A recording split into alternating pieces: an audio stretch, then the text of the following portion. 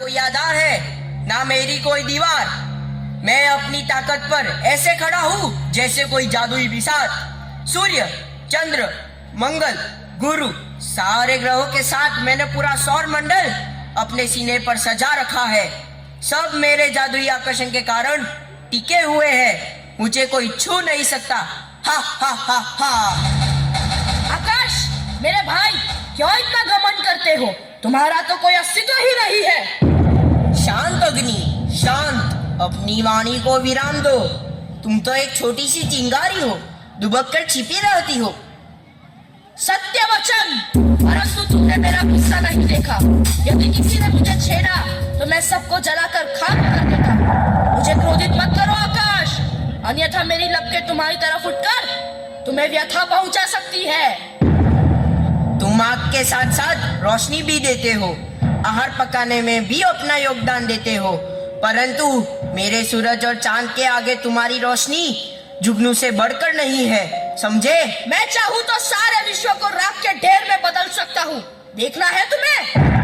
अरे अग्नि, मेरे बिना तुम कुछ नहीं कर सकते। मेरे बिना क्या तुम प्रकट हो सकते हो? मेरे बिना क्या एक कदम भी चल सकते हो?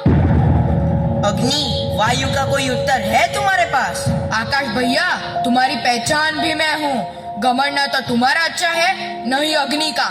मैं तुम्हारे आसपास रहता हूँ, इसलिए तुम आकाश कहलाते हो, वरना तुम तो हो ही नहीं। फिर भी मैं हूँ।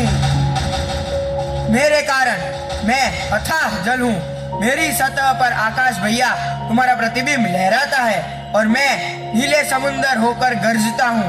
यही नहीं, सजीवों, पेड़ पौधों, ताल, नदियों को जीवित रखता हूँ। मेरी एक बूंद संजीवनी है। यदि मैं नहीं होता तो सर्वनाश हो जाता, जानते हो? वायु की तरह जल, तू भी अहंकार की भाषा बोलता है। यह अहंकार नहीं है अग्नि, मेरी शक्ति है। तुम जब भी गुस्से में आपा खो बैठते हो तो तुम्हें शांत मैं ही रख पाता हूँ, यह मत भूलो। वह तो अपनी दोस्ती के कारण जल भैया। ठीक है, मैं दोस्ती के कारण तुम्हें मैं अपने भीतर रखता हूँ। नहीं जल भैया, मैं तुम्हारी संरचना का ही एक हिस्सा हूँ। प्राणवायु नहीं होता तो तुम होते क्या? तो फिर तुम अग्नि का विस्तार करने में सहाय क्यों करते हो? मैं तुम्हारी यानी जल और अग्नि की दुश्मनी भली भांति जानता हूँ, फिर भी आप दोनों का स्वतंत्र अस्तित्व है ना? आप सभी का कोई स्वतंत्र अस्तित्व नहीं है। अगर मैं न होती तो आकाश को आदर कौन देता? मैं पेड़ पौधे नहीं उगाती तो वायु की मजाल थी उगाने की। और जल, मैंने तो तुम्हें 3/4 हिस्सों में बांध कर रखा है। यही नहीं, अपने भीतर भी पहना दी है, समझे? और अग्नि, तुम तो गर्व करो ही मत। तुम्हारी जगह तो मेरे 2 छोटे पत्थरों की नोक पर है। जरा घर्षण हुआ नहीं कि चिंगारी बनकर निकल पड़ते हो। चिंगारी का अग्नि तो मैं बनाता हूँ। से बुझाता मैं हूँ, इसकी लपटें मैं अपने में समेट लेता हूँ। यदि मैं ही न होती तो क्या यह संभव था? मैं अनंत हूँ, मैं ही महान हूँ। नहीं, मुझ में सबको राख करने की शक्ति है। मेरी इस शक्ति को छीनने की ताकत मुझ में है। यदि मैं चुपचाप बैठ गया तो सोचो क्या हाल होगा। आप सब अहंकार से ग्रस्त हो, अपनी अपनी शक्तियों पर घमंड है आपको। क्या आपको यह गर्व करना उचित है? कौन हो आप? मैं आत्मा, अजर अमर आत्मा। आत्मा? अजर आत्मा? हाँ। नैनम छिंदति शास्त्राणि, नैनम दाहति पावक, न चैनम क्लेदयन्त्यो, न शोषयति मारुतः। अर्थात अग्नि जला नहीं सकता, जल गीला नहीं कर सकता और वायु सुखा नहीं सकता। अब ज्ञान आया? परंतु तुम तो एक शरीर हो। नहीं, मैं शरीर नहीं हूँ। तो कौन हो? मैं आत्मा हूँ जो आप सब में निवास करता हूँ। हमारी तो कोई आत्मा नहीं है। यह शरीर, मानव शरीर जो पंच तत्व से बना है, वह पंच तत्व आप ही तो हो।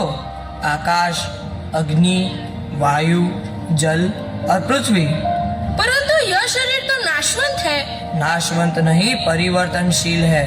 वह पंच महाभूत में विलीन होकर फिर एक नया शरीर धारण करता है। मैं शरीर के साथ आपको भी राख कर देता हूँ। अशांति जिनोनी यथा विहार, नवनी गृणाति नरो पराणी, तथा शरीराणि विहाय जिन्ना न्यन्यानि संपाति नवानि देहि।